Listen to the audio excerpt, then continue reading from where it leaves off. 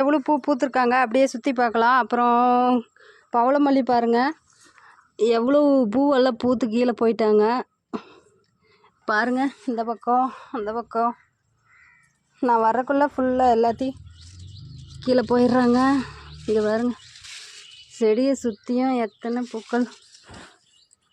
இன்றைக்கி ஏகப்பட்ட பவளமல்லி, பன்னீர் ரோஸ், மஞ்சள் கலர் செம்பருத்தி, பன்னீர் ரோஸும் நிறையா இருக்குது.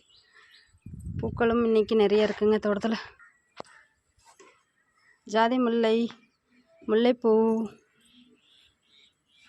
சாதா ரோஸு,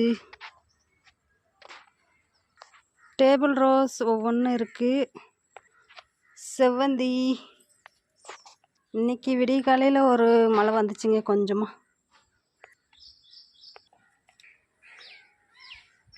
அவ்வளோதாங்க. பிடிச்சா லைக் பண்ணுங்கள். பாய்.